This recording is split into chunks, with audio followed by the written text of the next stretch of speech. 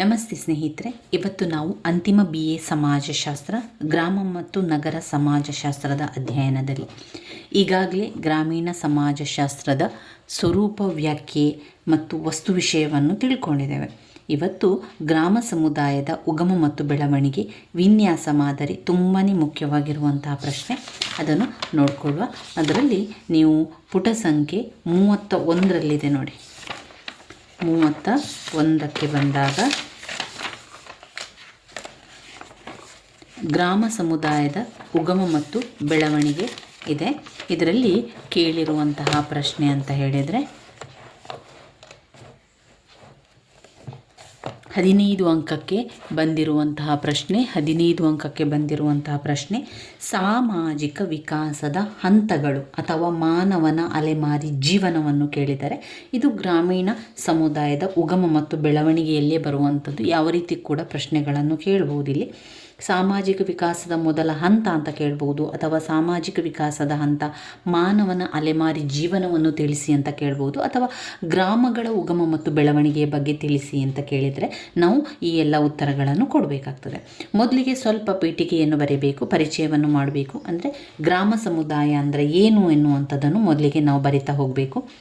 ಗ್ರಾಮಗಳ ಉಗಮ ಬೆಳವಣಿಗೆ ಸಂಕ್ಷಿಪ್ತ ಇತಿಹಾಸ ಹಾಗೂ ಅವುಗಳ ವಿನ್ಯಾಸವನ್ನು ಕುರಿತು ಇಲ್ಲಿ ಅವರು ತಿಳಿಸ್ತಾ ಇದ್ದಾರೆ. ಗ್ರಾಮಗಳ ಉಗಮ ಮತ್ತು ಬೆಳವಣಿಗೆಯು ಒಂದು ಸ್ವಾರಸ್ಯಮಯ ಇತಿಹಾಸ ಅಂತ ಹೇಳ್ಬೋದು. ಇಲ್ಲಿ ನಾವು ಬೇರೆ ಬೇರೆ ಹಂತಗಳಲ್ಲಿ ಅದರ ಒಂದು ಸೂಕ್ಷ್ಮವಾಗಿ ಗಮನಿಸಿದಾಗ ಗ್ರಾಮಗಳು ವಿಕಾಸಗೊಳ್ಳಲು ಸಾವಿರಾರು ವರ್ಷಗಳು ಬೇಕಾದವು ಎಂಬುದು ನಮಗೆ ತಿಳಿದು ಬರ್ತದೆ. ಹೀಗಾಗಿ ಗ್ರಾಮಗಳು ಒಂದು ನಿರ್ದಿಷ್ಟ ಸಮಯದಲ್ಲಿ ಹಾಗೂ ಒಂದು ನಿರ್ದಿಷ್ಟ ಸ್ಥಳದಲ್ಲಿ ಉಗಮವಾದವೆಂದು ನಾವು ಹೇಳಲಾಗುವುದಿಲ್ಲ. ಯಾಕಂದರೆ ಈ ಗ್ರಾಮ ಸಮುದಾಯ ಅಂತ ಬಂದಾಗ ಇದು ಬೆಳವಣಿಗೆ ಆದದ್ದು ಹೇಗೆ, ಉಗಮ ಆದದ್ದು ಹೇಗೆ ಅಂತ ಕೇಳಿದರೆ ಯಾರಿಗೂ ಕೂಡ ಸರಿಯಾದ ಉತ್ತರ ಯಾರಿಗೂ ಕೂಡ ಗೊತ್ತಿಲ್ಲ. ಯಾಕಂದರೆ ಎಷ್ಟೋ ವರ್ಷದ ಹಿಂದೆ ಇತಿಹಾಸ ಕಳೆದಂತೆ ಅದು ಬದಲಾವಣೆಗಾಗ್ತಾ ಹೋಯಿತು. ಒಂದೇ ದಿವಸದಲ್ಲಿ ಬದಲಾವಣೆಗಳಾಗಿದ್ದಲ್ಲ ಇದೆಲ್ಲ ಎಷ್ಟೋ ವರ್ಷಗಳ ಹಿಂದೆ, ಇತಿಹಾಸದ ಹಿಂದಿನ ಕಾಲದಲ್ಲಿ ಆಗಿರುವಂಥದ್ದು. ಅದು ಈ ಒಂದು ಬದಲಾವಣೆ, ಗ್ರಾಮಗಳ ಬದಲಾವಣೆ ಇರ್ಬೋದು ಅಥವಾ ಮಾನವನ ಒಂದು ವಿಕಾಸ ಇರ್ಬೋದು, ಇದೆಲ್ಲ ಕೂಡ ಪ್ರದೇಶದಿಂದ ಪ್ರದೇಶಕ್ಕೆ ಬದಲಾವಣೆಯಾಗಿದೆ, ಕಾಲದಿಂದ ಕಾಲಕ್ಕೆ ಬದಲಾವಣೆಯಾಗಿದೆ, ಆಯಾ ಪ್ರದೇಶಕ್ಕೆ ತಕ್ಕಂತೆ ಬದಲಾವಣೆಗಳಾಗಿದೆ. ಜಗತ್ತಿನ ಕೆಲವು ಪ್ರದೇಶಗಳೇನಾಗಿದೆ ಅಂತ ಹೇಳಿದರೆ ಅವುಗಳ ಬೆಳವಣಿಗೆಗೆ ತೀರುವ ಗತಿಯಾಗಿದ್ದ, ಇನ್ನು ಕೆಲವು ದೇಶದಲ್ಲಿ ಏನಾಯಿತು, ಈ ಬದಲಾವಣೆಗಳು, ಸಾಮಾಜಿಕ ಬದಲಾವಣೆಗಳು ಅಥವಾ ಈ ಒಂದು ಅಲೆಮಾರಿ ಜೀವನ ಇರ್ಬೋದು ಅಥವಾ ಗ್ರಾಮದ ಜೀವನಗಳು ಸ್ವಲ್ಪ ನಿಧಾನದಲ್ಲಿ ಬದಲಾವಣೆ ಆಗ್ತಾ ಹೋಯಿತು. ಒಂದು ಗ್ರಾಮದಲ್ಲಿ ಮನೆಗಳು ರಚಿತಗೊಂಡಿರುವ ರೀತಿಗೆ ಗ್ರಾಮ ವಿನ್ಯಾಸ ಅಂತ ಹೇಳ್ಬೋದು. ಗ್ರಾಮ ವಿನ್ಯಾಸವು ಎಲ್ಲೆಡೆ ಒಂದೇ ಸಮನಾಗಿರದೆ ಜಗತ್ತಿನ ಬೇರೆ ಬೇರೆ ಭಾಗದಲ್ಲಿ ಬೇರೆ ಬೇರೆ ರೀತಿಯಾಗಿ ಇರ್ತದೆ. ಈ ವೈವಿಧ್ಯತೆಗೆ ಭೌಗೋಳಿಕ, ಐತಿಹಾಸಿಕ ಹಾಗೂ ಸಾಮಾಜಿಕ ಸಾಂಸ್ಕೃತಿಕ ಕಾರಣಗಳು ಕೂಡ ಇದೆ. ವಿವಿಧ ವಿನ್ಯಾಸಗಳು ತಮ್ಮದೇ ಆದ ಅನುಕೂಲತೆಗಳನ್ನು ಅನಾನುಕೂಲತೆಗಳನ್ನು ಕೂಡ ಹೊಂದಿದೆ. ಸಾಮಾಜಿಕ ವಿಕಾಸದ ಹಂತಗಳಲ್ಲಿ ನಾವು ನೋಡ್ತಾ ಹೋದರೆ ಈಗ ಸಮಾಜ ಅಂದರೆ ಗ್ರಾಮ ಏನಾಯಿತು ಅಂತ ಹೇಳಿದರೆ ಯಾವಾಗ ಮತ್ತು ಎಲ್ಲಿ ನೆಲೆ ಊರಿತು, ಎಲ್ಲಿಂದ ಜೀವನ ಆರಂಭಗೊಂಡಿತು, ಎಲ್ಲಿ ಜೀವನ ಸಾಧ್ಯವೋ ಅಲ್ಲಿ ಗ್ರಾಮಗಳು ರೂಪವಾಯಿತು. ಎಲ್ಲಿ ಅವರು ಇರ್ತಾಯಿದ್ರು ಅಲ್ಲಿಯೇ ಗ್ರಾಮ ಆಯಿತು. ನೆಲೆ ಊರಿದ ಜೀವನವಿಲ್ಲದೆ ಗ್ರಾಮಗಳು ಅಸ್ತಿತ್ವಕ್ಕೆ ಬಂದಿರುವಂಥದ್ದು. ಆದಿಮಾನವರು ಏನು ಮಾಡಿದರು, ತಮ್ಮ ಅಲೆಮಾರಿ ಜೀವನವನ್ನು ಅಂತ್ಯಗೊಳಿಸಿ ಒಂದು ನಿರ್ದಿಷ್ಟ ಪ್ರದೇಶದಲ್ಲಿ ಅಲ್ಲೇ ಜೀವನ ಮಾಡಲಿಕ್ಕೆ ಆರಂಭ ಮಾಡಿದರು. ನಿರ್ದಿಷ್ಟ ಸ್ಥಳದಲ್ಲಿ ನೆಲೆಯೂರಿ ನಿಂತಾಗ ಅಲ್ಲಿ ಗ್ರಾಮ ಉಗಮಗೊಂಡವೆಂದು ಹೇಳ್ತಾರೆ. ಸಾಮಾಜಿಕ ವಿಕಾಸದ 4ನೇ ಹಂತದ ಉತ್ತರಾರ್ಧವನ್ನು ಪ್ರವೇಶಿಸಿದಾಗ ಮಾತ್ರ ಆದಿಮಾನವರು ಒಂದು ಸ್ಥಳದಿಂದ ನೆಲೆಯೂರಿ ವಾಸಿಸುವುದು ಸಾಧ್ಯವಾಯಿತು. ಈ ಸಾಮಾಜಿಕ ವಿಕಾಸದ 4ನೇ ಹಂತದ ಉತ್ತರಾರ್ಧಕ್ಕೆ ಭೂ ಸಾಗುವಳಿ ಹಂತವೆಂದು ಕರೆಯಲಾಗುವುದು. ಈ ಹಂತದಲ್ಲಿ ಮಾತ್ರ ಗ್ರಾಮಗಳು ಉಗಮಗೊಂಡವು. ಗ್ರಾಮಗಳ ಉಗಮಕ್ಕೆ ನೆಲೆಯೂರಿದ ಜೀವನ ಹೇಗೆ ಅವಶ್ಯವೆಂದು ಮನಗಾಣಲು ನಾವು ಸಾಮಾಜಿಕ ವಿಕಾಸದ ವಿವಿಧ ಹಂತಗಳನ್ನು ನೋಡ್ಕೊಳ್ಬೇಕು. ಸಾಮಾಜಿಕ ವಿಕಾಸದ ಹಂತಗಳು ಅಂತ ಪ್ರಶ್ನೆಗಳು ಬರ್ಬೋದು. ಅದರಿಂದ ಮಾನವನ ಅಲೆಮಾರಿ ಜೀವನದ ಬಗ್ಗೆ ಇರ್ಬೋದು, ಸಾಮಾಜಿಕ ವಿಕಾಸದ ಹಂತಗಳಿರ್ಬೋದು, ಅಥವಾ ಗ್ರಾಮದ ಉಗಮ ಮತ್ತು ಬೆಳವಣಿಗೆ ಅಂತ ಪ್ರಶ್ನೆ ಬಂದಾಗ ನಾವು ಈ ವಿಚಾರಗಳನ್ನು ಬರೀತಾ ಹೋಗಬೇಕಾಗ್ತದೆ.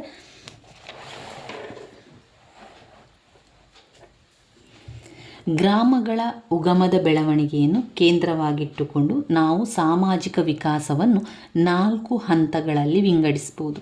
ಈ 4 ಹಂತಗಳು ಯಾವುದು ಅಂತ ಹೇಳಿದರೆ, 1 ಆಹಾರ ಸಂಗ್ರಹಣೆ ಮಾಡುವಂಥ ಹಂತ, 2 ಬೇಟೆಯಾಡುವ ಹಂತ, 3 ಹುಲ್ಲುಗಾವಲು ಹಂತ, 4 ಭೂಸಾಗುವಳಿ ಮಾಡುವಂಥ ಹಂತ, ಕೊನೆಯದಾಗಿ ಭೂಸಾಗುವಳಿ ಹಂತ ಅಂತ ಹೇಳುವಂಥದ್ದು.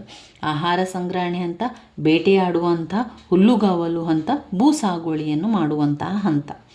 ಈ ಹಂತಗಳಾವುದೆಂದರೆ ಬೂದಿ ಸಾಗುವಳಿ ಹಂತ ಮತ್ತು ಭೂಸಾಗುವಳಿ ಹಂತ ಅಂತ ಮೊದಲಿನ 3 ಹಂತಗಳನ್ನಾಗಿ ಅಥವಾ 4ನೇ ಹಂತದ ಪೂರ್ವಾವಧಿಯಲ್ಲಾಗಲಿ ಗ್ರಾಮಗಳು ಏಕೆ ಅಸ್ತಿತ್ವಕ್ಕೆ ಬರಲಿಲ್ಲ ಎಂಬ ವಿಷಯವನ್ನು ಕೂಡ ನಾವು ತಿಳ್ಕೊಳ್ತಾ ಹೋಗಬೇಕು. ಇದರಲ್ಲಿ ಮೊದಲನೇ ಪಾಯಿಂಟ್ ಆಹಾರ ಸಂಗ್ರಹಣೆಯ ಹಂತ. ಈ ಪಾಯಿಂಟ್ಸೇ ನಿಮಗೆ ತಿಳಿಸ್ಕೊಡುವಂತೆ ಈ ಒಂದು ಅಲೆಮಾರಿ ಜೀವನದಲ್ಲಿ ಮಾನವರು ಅಥವಾ ಮನುಷ್ಯರು ಏನು ಮಾಡ್ತಾಯಿದ್ರು ಅಂತ ಹೇಳಿದರೆ, ತಮ್ಮ ಆಹಾರ ಸಂಗ್ರಹಣೆ ಮಾಡಲಿಕ್ಕೆ ಪ್ರದೇಶದಿಂದ ಪ್ರದೇಶಕ್ಕೆ ಅವರು ಹೋಗ್ತಾಯಿದ್ರು. ಅವರ ಆಹಾರ ಎಲ್ಲಿ ಸಿಗ್ತದೆ ಅಂತ ನೋಡಿಕೊಂಡು ಅವರು ಅಲ್ಲಿ ಇರ್ತಾಯಿದ್ರು. ಈ ಒಂದು ಆಹಾರ ಸಂಗ್ರಹಣಾ ಹಂತದಲ್ಲಿ ಆದಿಮಾನವರ ಬದುಕು ನಿಸರ್ಗದ ಕೊಡುಗೆಗಳಾದಂತಹ ಹಣ್ಣು ಹಂಪಲುಗಳಿರ್ಬೋದು, ಗೆಡ್ಡೆ ಗೆಣಸು, ಕಾಯಿ ಅವುಗಳನ್ನೆಲ್ಲ ಅವಲಂಬಿಸಿರ್ತದೆ. ಆ ಒಂದು ಹಂತದಲ್ಲಿ ಏನಾಗ್ತದೆ, ಮಾನವನಿಗೂ ಹಾಗೂ ಇನ್ನುಳಿದಂತಹ ಪಶು ಪ್ರಾಣಿಗಳಿಗೂ ಆಹಾರದ ವಿಷಯದಲ್ಲಿ ಯಾವುದೇ ವಿಶೇಷ ವ್ಯತ್ಯಾಸವಿರಲಿಲ್ಲ. ಹಾಗೆ ನೋಡಿದರೆ ಕಷ್ಟ, ಕೇಡು, ಗಂಡಾಂತರಗಳಿಂದ ಕೂಡಿದಂತಹ ಆ ಒಂದು ಕಾಡಿನಲ್ಲಿ, ದಂಡಕಾರಣ್ಯದಲ್ಲಿ ಜೀವನ ನಡೆಸಲು ಮಾನವನಿಗಿಂತ ಪಶು ಪ್ರಾಣಿಗಳಿಗೆ ಹೆಚ್ಚು ಸಾಮರ್ಥ್ಯ ಹೊಂದಿದವನೆಂದು ಹೇಳ್ಬೋದು. ಈ ಹಂತದಲ್ಲಿ ಏನಾಯಿತು, ಮಾನವನು ಸಾವಿನ ದವಡೆಯಿಂದ ತನ್ನ ತುತ್ತನ್ನು ಕಿತ್ತು ತಿನ್ನುತ್ತಿದ್ದನೆಂದು ಹೇಳಿದರೆ ಅತಿಶಯೋಕ್ತಿಯಾಗಲಾರದು. ಇಂತಹ ಗಂಡಾಂತರಮಯ ಅನಿಶ್ಚಿತ ಜೀವನವನ್ನು ನಡೆಸುವ ಮಾನವನು ನಿಸರ್ಗದ ಕೊಡುಗೆಗಳನ್ನು ಅರಸುತ್ತಾ ಅಲೆಮಾರಿ ಜೀವನವನ್ನು ನಡೆಸದೆ ಗತ್ಯಂತರವಿರಲಿಲ್ಲ. ಆದ್ದರಿಂದ ಋತುಮಾನಗಳು ಬದಲಾದಂತೆ ಮಾನವನ ವಾಸ್ತವ್ಯವು ಬದಲಾಗಲೇಬೇಕಾಯಿತು.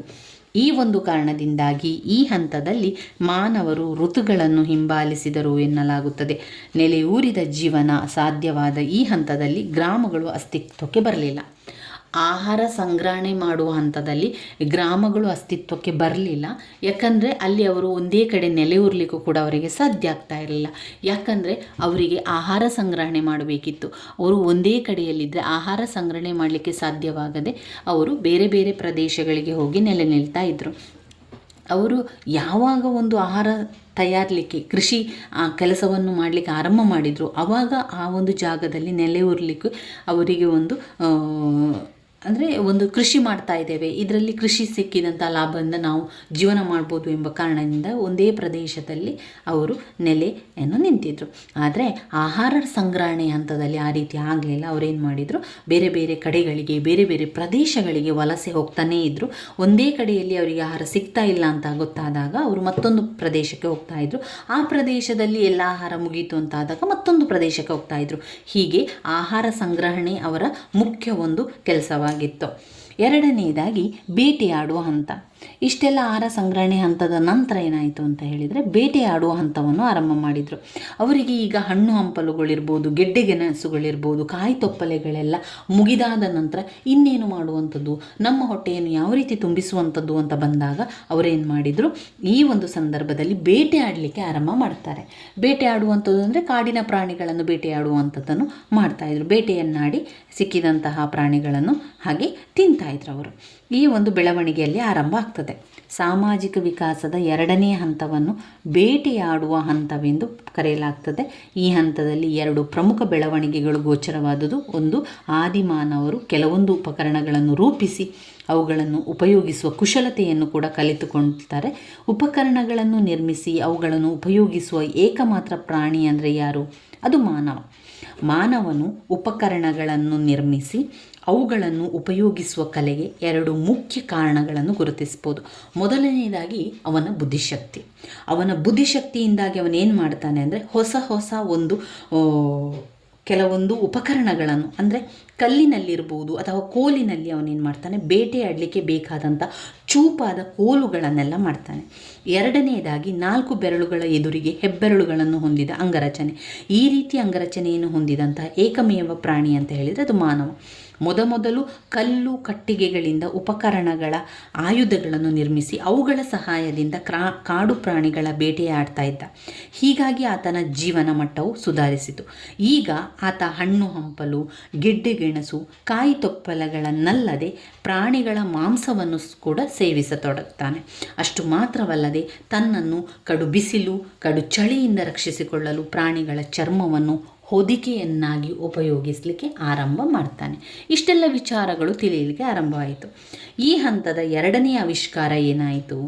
ಇಷ್ಟೆಲ್ಲ ಆದ ನಂತರ ಬೆಂಕಿ. ಮಾನವನು ಬೆಂಕಿಯನ್ನು ಆಕಸ್ಮಿಕವಾಗಿ 2 ಒಣಗಿದ ಕಟ್ಟಿಗೆಗಳನ್ನು ಅಥವಾ ಕಲ್ಲುಗಳನ್ನು ಉಜ್ಜುವುದರಿಂದ ಕಂಡುಕೊಳ್ತಾನೆ. ಹೀಗೆ ಆಕಸ್ಮಿಕವಾಗಿ ಕಂಡುಹಿಡಿದ ಬೆಂಕಿಯು ಅತಿ ಉಪಯುಕ್ತವಾದ ಒಂದು ಶಕ್ತಿಯಾಗಿ ಪರಿಣಮಿಸುತ್ತದೆ. ಬೆಂಕಿಯ ಸಹಾಯದಿಂದ ಕಾಡು ಮಾನವರು ಈವರೆಗೆ ಬೇಯಿಸದೆ ಹಸಿಯಾಗಿ ತಿನ್ನುತ್ತಿದ್ದಂತಹ ಆಹಾರವನ್ನು ಬೇಯಿಸಿ ತಿನ್ನಲಿಕ್ಕೆ ಆರಂಭ ಮಾಡ್ತಾರೆ. ಹೀಗೆ ಬೇಯಿಸಿದ ಆಹಾರವು ಜೀರ್ಣಕ್ರಿಯೆಗೆ ಸಹಕಾರಿಯಾಯಿತು. ಅಷ್ಟು ಮಾತ್ರವಲ್ಲದೆ ಬೆಂಕಿಯ ಸಹಾಯದಿಂದ ಮಾನವರು ಕಡು ಚಳಿಯಿಂದ ಕೂಡ ರಕ್ಷಿಸಿಕೊಂಡರಲ್ಲದೆ ಅದರ ಸಹಾಯದಿಂದ ನರಭಕ್ಷಕ ಕಾಡು ಪ್ರಾಣಿಗಳನ್ನು ಬೆದರಿಸಿ ತಮ್ಮನ್ನು ರಕ್ಷಿಸಿಕೊಳ್ಳಲಿಕ್ಕೆ ಕೂಡ ತಂತ್ರವನ್ನು ಅವಾಗ ಕಲಿತರವರು ಬೇಟೆಯಾಡುವಂತಹ ಹಂತದಲ್ಲಿ. ಈಗ ಆಹಾರ ಸಂಗ್ರಹಣಾ ಹಂತ ಆಯಿತು, ಬೇಟೆಯಾಡುವಂತಹ ಹಂತ. ಇದರಲ್ಲಿ ಎರಡನೆಯ ಹಂತವಾಗಿ ನೀವು ನೋಡಿದರೆ ಬೇಟೆಯಾಡುವ ಹಂತದಲ್ಲಿ ಎಲ್ಲ ಸುಧಾರಣೆಗಳು ಕಂಡುಬಂದವು ಕೂಡ. ಮಾನವನು ಒಂದು ಸ್ಥಳದಲ್ಲಿ ನೆಲೆಯೂರಿ ನಿಲ್ಲುವುದು ಸಾಧ್ಯವಾಗದೆ ಹೋಯಿತು. ಈಗ ಕೂಡ ಅವನು ನೆಲೆಯೂರಲಿಕ್ಕೆ ಸಾಧ್ಯ ಆಗಲಿಲ್ಲ. ಬೇಟೆಯಾಡುವ ಹಂತದಲ್ಲಿ ಕೂಡ ಏನಾಯಿತು, ಬೇಟೆ ಆಡ್ತಾ ಪ್ರಾಣಿಯನ್ನು ಹುಡುಕ್ತಾ ಹೋಗ್ತಾ ಮುಂದೆ ಹೋಗಬೇಕಾದಂಥ ಪರಿಸ್ಥಿತಿ ಅವನಿಗಿತ್ತು. ಈ ಹಂತದಲ್ಲಿ ಕೂಡ ಮಾನವನು ಅಲೆಮಾರಿ ಜೀವನವನ್ನು ಮುಂದುವರಿಸಬೇಕಾಯಿತು. ಮೊದಲನೆಯ ಹಂತದಲ್ಲಿ ಮಾನವನು ಋತುಗಳನ್ನು ಹಿಂಬಾಲಿಸ್ತಾ ಹೋಗ್ತಾನೆ. ಆ ನಂತರದಲ್ಲಿ ಬೇಟೆಯಾಡಿ ತಿನ್ನುವ ಪ್ರಾಣಿಗಳನ್ನು ಹಿಂಬಾಲಿಸ್ತಾನೆ. ಪ್ರಾಣಿಗಳು ಹಾಗೂ ಆಹಾರವನ್ನು ಅರಸುತ್ತಾ ಒಂದು ಪ್ರದೇಶದಿಂದ ಮತ್ತೊಂದು ಪ್ರದೇಶಕ್ಕೆ ಅಲೆದಂತೆ ಮಾನವನು ಈ ಪ್ರಾಣಿಗಳ ಬೆನ್ನಟ್ಟಿ ತಾನೂ ಸಹಿತ ಒಂದು ಪ್ರದೇಶದಿಂದ ಇನ್ನೊಂದು ಪ್ರದೇಶಕ್ಕೆ ಸತತವಾಗಿ ಅಲೆಯತೊಡಗಿದ. ಆದುದರಿಂದ ನೆಲೆಯೂರಿದ ಜೀವನ ಸಾಧ್ಯವಾಗದೆ ಗ್ರಾಮಗಳು ಅಸ್ತಿತ್ವಕ್ಕೆ ಬರಲಿಲ್ಲ. ಇದಾದ ನಂತರ ಬರುವಂಥದ್ದೇ ಹುಲ್ಲುಗಾವಲಿನ ಹಂತ. ಈ ಹುಲ್ಲುಗಾವಲಿನ ಹಂತದಲ್ಲಿ ಏನಾಯಿತು ಅಂತ ಹೇಳಿದರೆ, ಪ್ರಾಣಿಗಳ ಪಳಗಿಸುವಿಕೆಯ ಕಲೆಯು ಹುಲ್ಲುಗಾವಲು ಹಂತವನ್ನು ಬರುವಂತೆ ಮಾಡಿತು ಎಂದು ಹೇಳ್ಬೋದು. ಇಲ್ಲಿ ಮಾನವನು ಕುದುರೆ, ಕುರಿ, ಆಡು, ಎತ್ತು, ಆಕಳು, ಎಮ್ಮೆ, ಒಂಟೆ, ಕತ್ತೆ ಹೀಗೆ ಮುಂತಾದ ಪ್ರಾಣಿಗಳನ್ನು ಪಳಗಿಸತೊಡಗಿದ. ಈ ಪ್ರಾಣಿಗಳನ್ನು ಪಳಗಿಸುವುದರಿಂದಾಗಿ ಆತನ ಜೀವನದಲ್ಲಿ ಅನೇಕ ಸುಧಾರಣೆಗಳು ಗಣನೀಯವಾಗಿ ಉಂಟಾದವು. ಆತನ ಆಹಾರ ಸಂಗ್ರಹವು ಕೂಡ ಹೆಚ್ಚಿತು. ನಿಸರ್ಗದಿಂದ ವಿಪುಲವಾಗಿ ದೊರಕುವಂಥ ಹಣ್ಣು ಹಂಪಲು, ಗಿಡ್ಡೆ ಗೆಣಸು, ಕಾಯಿ ತೊಪ್ಪಲು, ಬೇಟೆ ಪ್ರಾಣಿಗಳಿಂದ ದೊರಕುವ ಮಾಂಸವಲ್ಲದೆ ಈ ಹಂತದ ಮಾನವರು ತಾವು ಪಳಗಿಸಿದ ಸಾಕಿದ ಪ್ರಾಣಿಗಳ ಹಾಲು ಹಾಗೂ ಹಾಲು ಉತ್ಪನ್ನಗಳನ್ನು ಅವಲಂಬಿಸಿದ್ದರು. ಕಷ್ಟಕರ ಪರಿಸ್ಥಿತಿಯಲ್ಲಿ ತಮ್ಮ ಹಸಿವನ್ನು ನುಗ್ಗಿಸಿಕೊಳ್ಳಲು ತಾನು ಪಳಗಿಸಿ ಸಾಕಿದ ಪ್ರಾಣಿಗಳನ್ನು ಕೊಂದು ತಿನ್ನುತ್ತಿದ್ದರು. ಸಾಕು ಪ್ರಾಣಿಗಳು ಮಾನವನ ಜೀವನದಲ್ಲಿ ಅನೇಕ ಸುಧಾರಣೆಗಳಿಗೆ ಕಾರಣವಾದರೂ ಮಾನವರು ಒಂದೇ ಸ್ಥಳದಲ್ಲಿ ನೆಲೆಯೂರಿ ನಿಲ್ಲಲು ಸಾಧ್ಯ ಆಗಲಿಲ್ಲ. ಇಷ್ಟಾದರೂ ಕೂಡ ಒಂದೇ ಕಡೆ ನೆಲೆಸಲಿಕ್ಕೆ ಆರಂಭ ಮಾಡಿದ್ರ ಇಲ್ಲ, ಅವರಿಗೆ ಒಂದೇ ಕಡೆ ನೆಲೆಸಲಿಕ್ಕೆ ಇನ್ನೂ ಕೂಡ ಆಗಲಿಲ್ಲ. ತದ್ವಿರುದ್ಧವಾಗಿ ಏನಾಯಿತು, ಸಾಕು ಪ್ರಾಣಿಗಳು ಮಾನವನ ಅಲೆಮಾರಿತನವನ್ನು ಉಲ್ಬಣಗೊಳಿಸಿದವರೆಂದು ಅನೇಕ ವಿದ್ವಾಂಸರು ಅಭಿಪ್ರಾಯಪಡ್ತಾರೆ. ಯಾಕಂದರೆ ಈ ಒಂದು ಹಂತದಲ್ಲಿ ಮಾನವರು ಕೇವಲ ತಮಗೆ ಬೇಕಾದ ಆಹಾರವನ್ನಲ್ಲದೆ ತಾವು ಸಲುಕಿ ಸಾಕಿದ ಪ್ರಾಣಿಗಳಿಗೂ ಕೂಡ ಆಹಾರ ಸಂಗ್ರಹಿಸಬೇಕಾಗಿತ್ತು. ಈ ಒಂದು ಹಂತದಲ್ಲಿ ಮಾನವರು ತಾವು ಪಳಗಿಸಿದ ಸಾಕಿದ ಪ್ರಾಣಿಗಳನ್ನು ಮೇಯಿಸಲು ಬೇಕಾದ ಹುಲ್ಲುಗಾವಲುಗಳನ್ನು ಹುಡುಕ್ತಾ ಹೋಗ್ತಾರೆ. ಎಲ್ಲಿ ಹುಲ್ಲುಗಾವಲು ಸಿಗ್ತದೆ ಅಲ್ಲಿ ಅವರು ಮೇಯಿಸ್ತಾ ಅಲ್ಲೇ ಆ ದಿವಸ ರಾತ್ರಿಯನ್ನು ಕಳೆಯುವಂಥದ್ದು. ಮತ್ತೆ ಮರು ದಿವಸ ಮತ್ತೊಂದು ಹುಲ್ಲುಗಾವಲಿಗೆ ಹೋಗ್ತಾರೆ. ಈ ರೀತಿ ಹುಲ್ಲುಗಾವಲುಗಳನ್ನು ಬದಲಿಸ್ತಾ ತಮ್ಮ ಒಂದು ಎಲ್ಲ ಹುಲ್ಲುಗಾವಲು ಬದಲಿಸಿ ಅವರು ಕೂಡ ಅಲ್ಲಿಗೆ ಹೋಗುವಂಥದ್ದನ್ನು ಕಾಣ್ಬೋದು. ನಮ್ಮಲ್ಲಿರುವ ಸಾರಿಗೆಯ ಪ್ರಾಣಿಗಳಾದಂಥ ಎತ್ತು, ಕತ್ತೆ, ಕುದುರೆ, ಒಂಟೆ ಮುಂತಾದವುಗಳ ಸಹಾಯದಿಂದ ಹೆಚ್ಚಿನ ಸರಕು ಸಾಮಗ್ರಿಗಳನ್ನು ಹೇರಿಕೊಂಡು ದೂರ ಪ್ರದೇಶಗಳಿಗೆ ಪ್ರಯಾಣ ಮಾಡಬಲ್ಲವರಾದರು. ಹೀಗಾಗಿ ಈ ಹಂತದಲ್ಲಿಯೂ ಕೂಡ ಗ್ರಾಮಗಳು ಉಗಮವಾಗದೆ ಹೋದವು. ಇನ್ನು ಭೂ ಸಾಗುವಳಿಯ ಆವಿಷ್ಕಾರ ಮತ್ತು ಗ್ರಾಮ ಸಮುದಾಯಗಳ ಉಗಮ. ಭೂ ಸಾಗುವಳಿ ಆವಿಷ್ಕಾರ ಮತ್ತು ಗ್ರಾಮ ಸಮುದಾಯದ ಉಗಮದಲ್ಲಿಯೇ ನಾವು ಅಂದರೆ ಈಗ ಸಾಮಾಜಿಕ ವಿಕಾಸದ ಹಂತಗಳು ಅಥವಾ ಅಲೆಮಾರಿ ಜೀವನದ ಬಗ್ಗೆ ತಿಳಿತಾ ಇರಬೇಕಾದ್ರೆ ಅದರ 4ನೇ ಒಂದು ಪಾಯಿಂಟ್ ಭೂ ಸಾಗುವಳಿಯ ಹಂತ. ಈ ಒಂದು ಸಾಗುವಳಿಯ ಹಂತದಲ್ಲಿ ಮಾನವನೇನು ಮಾಡ್ತಾನೆ, ಒಂದೇ ಕಡೆ ನೆಲೆ ಊರಿ ಅಲ್ಲಿಯೇ ಅವನು ಕೃಷಿಯನ್ನು ಮಾಡ್ತಾ ಸಾಗುವಳಿಯನ್ನು ಮಾಡ್ತಾ ಹೋಗ್ತಾನೆ. ಈಗ ಒಂದು ಬೆಳೆಯನ್ನು ತೆಗಿಬೇಕಂತಂದರೆ 2 ರಿಂದ 3 ತಿಂಗಳು ಬೇಕು. ಆವಾಗ ಅವನು ಬೀಜವನ್ನು ಬಿತ್ತಿಕೊಂಡು ಬೇರೆ ಕಡೆಗೆ ಹೋದರೆ ಅವನಿಗೆ ಆ ಒಂದು ಕೃಷಿ ಮಾಡಲಿಕ್ಕೆ ಸಾಧ್ಯ ಆಗೋದಿಲ್ಲ. ಆವಾಗ ಅವನೇನು ಮಾಡ್ತಾನೆ ಅಂದರೆ ಬಿತ್ತನೆ ಬೀಜನಗಳನ್ನೆಲ್ಲ ಹಾಕ್ತಾನೆ. ಅಂಥ ಸಂದರ್ಭ ಆರಂಭದಲ್ಲಿ ಅವರಿಗೆ ಯಾವುದೇ ರೀತಿಯ ಒಂದು ಸಲಕರಣೆಗಳೆಲ್ಲ ಇರಲಿಲ್ಲ. ಗುದ್ದಲಿ, ನೇಗಿಲು ಅದೆಲ್ಲ ಯಾವುದೂ ಇರಲಿಲ್ಲ. ಅದ ನಂತರದಲ್ಲಿ ಮಾನವನು ಭೂ ಸಾಗುವಳಿಗೆ ಅಗತ್ಯವಾದಂತಹ ಗುದ್ದಲಿ, ನೇಗಿಲುಗಳನ್ನೆಲ್ಲ ಕಂಡುಹಿಡಿಯುವಂಥದ್ದು.